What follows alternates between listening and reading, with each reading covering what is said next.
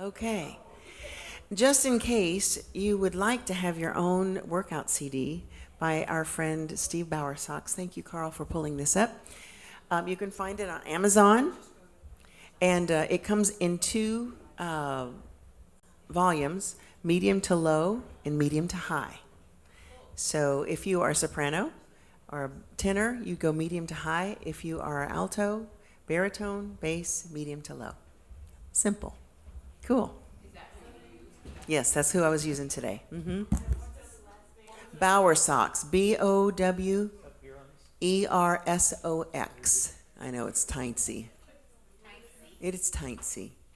Wow, that audio C is $142, Carl. That's kind of expensive. Well, you have to watch what sellers. Just look for different sites. It's much cheaper. You can buy. Here's a medium to low for $5.60. That'll work, won't it? Okay, Steve Bowersox, vocal aerobics. So thank you, Steve, for making those available. Yes. All right, and thank you, Amazon, for carrying those. God bless Amazon. Woo-hoo. All right, let's move into communicating a song. How do we communicate a song? Well, the Lord has given us a tremendous tool of communication, and it's called our eyeballs. So, our eyes are, the adage is the eyes are a window to your soul, right? So when you are singing, when you're doing anything, whether you're speaking or introducing yourself to someone, it's important to look at them. Like if Carl came home and walked into the den and said, "Honey, I love you a lot, you mean a lot to me." I'd go, "Hey, what's up with you?" But if he comes in and he goes, "Honey, I love you so much. You mean so much to me." It melts me because it's a touch point. I mean, we aren't even necessarily hugging, but he's touched me with his eyes. In fact, we've got this crazy dog called Sky. He's an Australian Shepherd. I've never had a dog look at me in the eye ever. And you can just look at him, and he'll go. And you can smile, and he picks it up. I'm going, what kind of dog is this? Anyway, we're having fun with Sky. But eye contact is really, really important. And there are some people, again, who have not dealt with their fear. But they'll say, "Oh, no, I know how to deal with this. I don't look at people. I just look at that spot on the back wall. Oh, and I sing at that spot right above their heads, and I just give everything I've got to that spot." And I said, "Well, you might think that's okay, but that spot's never going to get saved.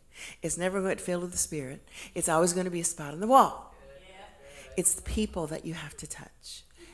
And so,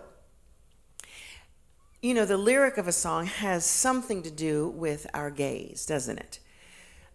You're not going to sing, "I worship you, Almighty God. There is none like you." You'd be going, "What's wrong with this chick?" So you've got two kinds of songs. You got horizontal songs that talk about God, right? And some of those are like, "You're worthy of my praise." Well, no, I'm sorry. That's a vertical. Horizontal would be "Raise a Hallelujah" or "Lion and the Lamb." Those are talking about God. So who am I talking to when I sing those songs? I'm talking to you, right?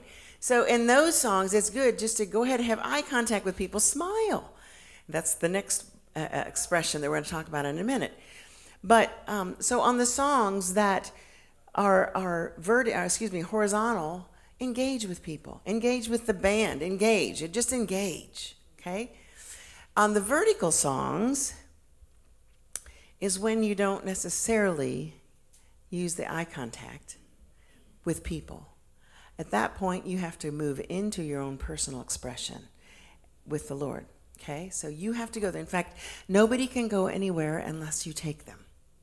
As a leader, and everybody that's up here at any time, whether we don't have a choir yet, but we might. It's in my heart, but we'll just have to see. But if you're up here, you are leading people. People are watching you. Okay, they don't just watch me or just watch Carl. People, is it right? Am I right? You're kind of looking at everybody. So you are leading. So if you are absolutely engaging in that song and what it's saying with you and engaging Father in this, or Jesus, whoever you're singing to at that particular point, you take people with you. It's like a magnet. Okay? So on those songs, a lot of times, maybe look over the congregation, or I may close my eyes, and a lot of times I do. But the point is, you never want to keep your eyes closed all the time as a leader, because you disengage people. So it's a fine line to lead and to have your own personal worship going on, but also be aware, are people with you?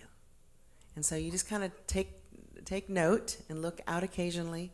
But in this and the vertical songs, feel free to just go on in and just make that as real and as beautiful and as big as you want it to be. All right?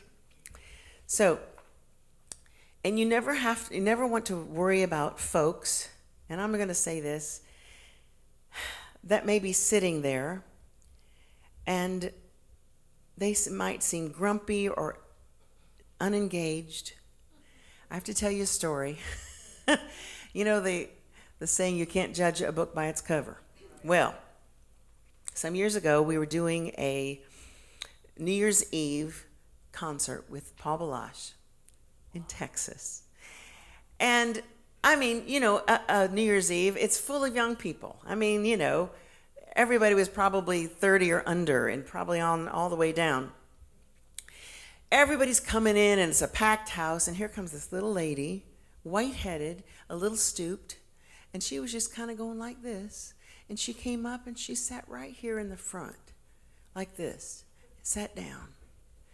And I thought, now, who forced her to come to this house? I thought, this is going to be a rocking house. I thought, she must be somebody's grandmother. I didn't know, but she was so out of her realm of comfort, or would be as soon as the music started. Anyway, so here she was on the front row, right in front of me, and I was watching her, and all her expressions were going south.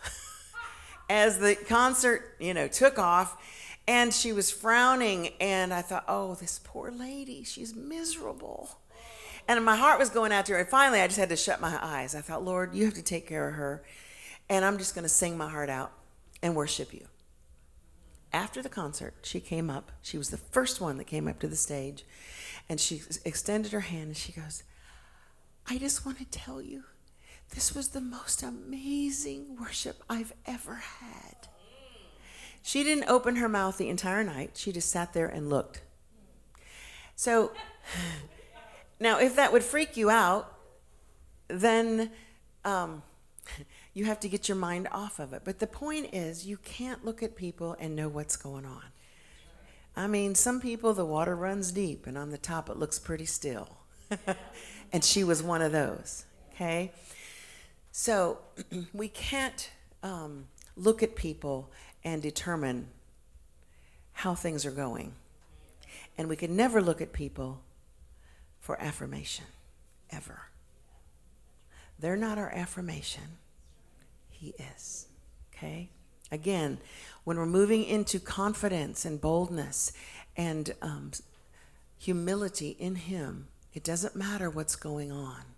Because wherever you go, people are going to go with you, because you have one focus, one direction for one encounter. So, now, another tool of expression the Lord has given us, it's called a smile.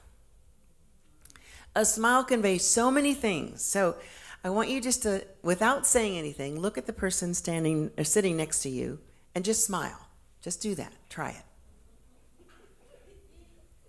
it. It does make you laugh. And it leads to conversation, doesn't it? It's like you want to talk. Because a smile is so powerful. It conveys confidence. genuineness, sincerity, warmth, approachability. Look at you two. Contentment, joy, doesn't it? So, and this isn't just, I just want to say this, it's not just about singing. We are a church, I feel like we are a church that's a friendly church and embraces people, and loves people. And this is part of it, because we like to smile, and smiling allows approachability, even to strangers. They'll go, gosh, I'm not used to being embraced or loved. They may not want to be hugged, but when you smile and when you have eye contact, they feel loved. That's right. Isn't that amazing? All right. Now, this is a very small part of the rest that's standing up here. What do we do with this? Okay? Some years ago, I was a model in St. Louis. And one of the first things my agent said to me, she said, get one of those long mirrors. And she said, put it against the furthest wall in the longest room that you have in your house so you can walk toward it. So I put that up there, and I'd walk toward it. And she said, just watch and see how you walk. And it's amazing, when you don't think about how you walk just fine. But when you think about what's happening, you go, okay, I guess that is working just fine.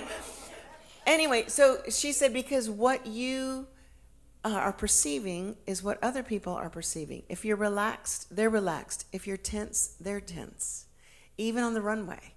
So I just took some of that and applied it to worship. And I thought, we need to be relaxed. I mean, my gosh, we need to be the most joyful people in the entire world. And because Papa's got it all taken care of, and he's in control, we get to relax. So, occasionally,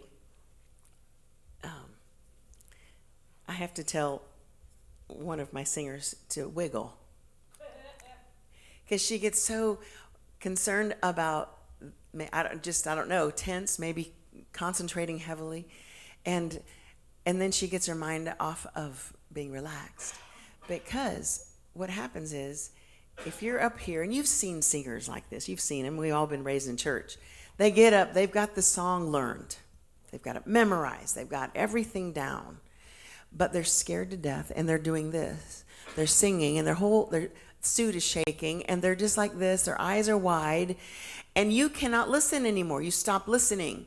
You go into intercession mode, and you go, oh, Jesus, help them, Lord. Help them, Lord.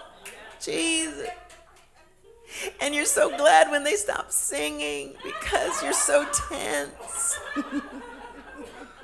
We've all seen it, if not been there. I've been there. So it's all the process. We move on past that, but we all have experienced that at some point. And but the point is, we want people to be relaxed in worship. It should be relaxed. And so how do we relax?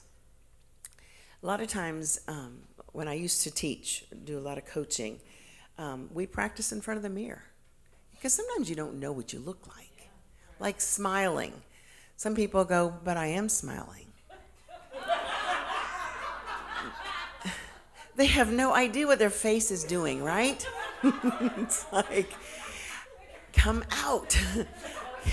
Can the smile come out, maybe? So a lot of times we don't even know what we're looking like unless we practice in front of a mirror. So I would suggest, if you get some of these CDs to practice with at home, practice in front of a mirror. Are your facial expressions relaxed? Are you tense? Because if even your throat's tense, it's going to be hard to work the muscles, okay? So relax is always best. All righty. Another tool that we have as singers in the world of technology. Drummers have drums. Pianists have pianos. Carl, I love this new piano. This is really nice. Your tithes and offerings purchased this for the well, you all. Isn't that wonderful? John Hamrick, of course, schlepped his keyboard for years and set it up and tore it down every service, and we said as soon as our budget allows us, we're going to get a new keyboard, and it is just delightful. So thank you all for this wonderful keyboard. So in the technical world, pianists have pianos. Vocalists have microphones. Don't we love our microphones? Most singers don't. Most singers don't understand how wonderful this instrument is. Let me talk to you a little bit about this instrument and how to use it. It may seem, well, you just hold it up to your mouth and sing, but there's a whole lot more to it. You always want to hold in fact, I'm going to go to this one. Switch over, Carl. It should be on. Okay. You can mute the handheld though if you're not going to use it. I'll get back to it. Sorry, I wrapped it. That's okay. That's right. Will it come around far enough? It's good. So this is my own personal microphone because it responds to my voice because I have a lower range. It kind of pulls out the highs naturally. And every microphone's a little bit different. That's here nor there at this point. But this microphone, we want to use it to the best of its ability. It was designed a certain way.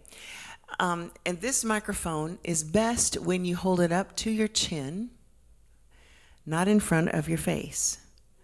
Okay, listen to the difference in tonal variation. Hello, hello, hello, hello, hello. It gets brighter as you pull it down just a little bit, all right? Another thing that happens, if I put that right in front of me, all the pee-pops go inside. When I bring it down just a little bit, the pee-pops go over the top. Did you hear that?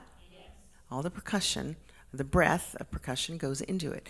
But bring it down and it goes right over the top. All right? Another thing, when you see a singer holding a microphone up to here, you've lost half of your expressive delivery.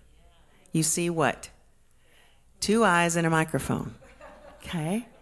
So bring it down just a little bit so they can see your mouth. Maybe read the words if they need to. But they can see more of your face when you're worshiping. So bring it down just a little bit. Now, a microphone is a wonderful tool in the fact that most of us, any of us have notes in our range that we're just not quite happy with yet. I do. All right. And many of those are maybe in the change of the register, the passaggio, where it goes from the chest to the head or back down. For sopranos and tenors, your money notes are the high notes. You sail up there beautifully. It's like effortless because that's your instrument. You were made to sing those high notes, okay? That you don't even have to try. You just go up there naturally. Alto, and then the lower notes you have to work on because that is it's not your strongest register. Just the opposite for altos and baritones. The lower notes, mid-range to low, are your money notes. And what you have to work on are going up to the higher notes because that's not the strongest part of your range. So in between, when you're going from chest to head, those notes right in the middle, the microphone comes in so beautifully because on the notes that are strong, I pull the microphone away just a little bit. When I'm going up past the break, I'll bring it in so you don't know there's necessarily much of a difference between the two registers. And they call that self-mixing. Okay, you can just a little bit. Now, when I say self-mixing, I'm saying 2 or 3 inches max. Not this, okay? Even if you're a soprano, not this. Because you're, at that point, this is just a prop, okay? But we want to hear your voice. We just don't want you to hurt us with it, okay? So when we self-mix, when we're going for a note that is really strong, pull it away a little bit. But don't get off the microphone so much that we can't hear the timbre because we want that. We want to hear your voice, okay? So self-mixing is what helps us and what helps use this microphone to the best of its ability. Clapping. How do you clap and hold a microphone? All right, you don't want this. Boo, that's thumbs down there. But what I like to do is you want to instruct people to join you to clap if they would like. So a lot of times I'll put the microphone up here in my hand, put the heel of the hand out, so my point of contact is the heel, not the microphone. So you'll see me do this. So you're not really hearing it through the microphone, but you're going, oh, she's clapping, or oh, whoever. It's okay to clap. Of course, it's always okay to clap here in this house, but not necessarily in every church setting. So, all right. So we call that the faith or the fake clap. Okay. It's the only thing we do in this house that's fake. I like that. All right. Every microphone has a ring around it. You see that ring? See the ring? Okay. Here's the, well, I'll take, this has got a windscreen on it, but you can see it even on the wireless. We only put the windscreen on because there's so many P-pops when people are speaking and they're just not aware, so that windscreen does help. So this ring, if you sing on this side of that ring, it's going to pick you up beautifully. So you may think, well, but what if we just put it on the stand? You can stand here, and you don't have to be still. Because look, I can sing to you over here, and it sounds just great because I'm on that side of the ring. But if I get on this side of the ring, look at there. See there? But if you stay on this side, you're just fine. Okay? And that comes in handy, too, if you ever have to share a microphone. You have to buddy up to it. Buddy up to this microphone. Brush your teeth. Brush your teeth and don't eat garlic or onions. Be kind to your partners you have to sing with. All right. So working on this side of it, it's going to pick up everything about your voice that you want projected. Okay? Some things you don't want to do is you never want to drop the microphone toward the monitor. And here's a monitor. All right? If this thing is pointing down to the monitor, you'll get terrible feedback, right? So when you're finished singing, maybe you're not ready to put it back on the stand, but you want to just hold it for a while, and you've got a monitor in front of you. But if you drop the microphone just straight down, okay, straight down or to the side or even to the back, as long as it's straight up, it'll be just fine. It's just when you go, I'm done. Notice I did this over here, not over there. But it's a great way to lose your friends in your hearing for about 60 seconds. Lose your friend. Another thing, Another thing is don't do that. well, it's coming loose. We need a new cord. And I think why this is a great example. Because when I'm singing, I like this microphone, and since it's not wireless, I'm always a lot of times stepping on it, and I'll go up to this, and it yanks it, and this is a good point. When you pull on this cord and just keep, and I hope I don't do this, but anyway, when you're stroking the cord, and you've seen singers do that too, they just stroke it, and they just love, it's like a kitty cat right there, and then sometimes they'll do this. Okay. In all fairness, let me interject. Hang on a second. Yeah, so this is, what is that portraying to you? Somebody's nervous. They're anxious. That's right. So when you have a wired mic, move it out of the way and just try to walk and move around without stepping on it. Okay. Yes. It's become kind of cliche for some performers to do that. It's kind of like a hip thing. I don't recommend doing it for worship. Plus, in fairness to Leann, the microphone should never do that. The clamp should be holding it in place. So your technician, moi, or your engineer we're going to get another cable for that. Plus, sometimes where it plugs into the mic, that can all get loose. Yeah. So you can make sure. That's just tech stuff, but it's funny. In churches, a lot of times you're doing your own maintenance. Mm-hmm. So that's why Leann said, let's teach about the stuff so you know the mechanics and you're not afraid to go, what's the matter? It's like learning to change a tire. How do you deal with a blown head gasket on your engine? Things like that. Call for help. Call for help. But anyway, so that's not Leann's fault. That's definitely becoming defective, and we're kind of cheating it right now by wrapping it with gaff tape. Duct tape. Is it duck or gaff? Gaff. Okay, gaff tape. Gaffer's tape. Anyway, we need new gaff tape on this car for now. You could Anyway. use duct tape, but it'll leave gooey, sticky stuff on it. Okay. Anyway. So that's what happens when you pull on these. They're very fragile, and they just begin to wear out. So when you have a wired mic, just leave it alone. It's funny, one of my classes one time, they said we were so used to doing the chord stroke that when they all went to wireless, he said, the worship leader said, I looked across the stage and they were all doing this still. And I would go, what? He said, honest to goodness, they had not gotten used to, because it's such a habit. So I do appreciate a wireless mic a lot. In fact, I wish we could get this in a wireless, but that'll be later. Yes. Probably. All right. Any questions on microphones before we move on? Or technical questions? Yes? So most good microphones are designed to be He says, and most good microphones are designed to be down just a little bit. Yes. Okay. Not far, because really my bottom lip can almost touch this. Yeah. It just helps it breathe. All right. Good. I would say too, economy-wise, this microphone right here is a Shure SM58.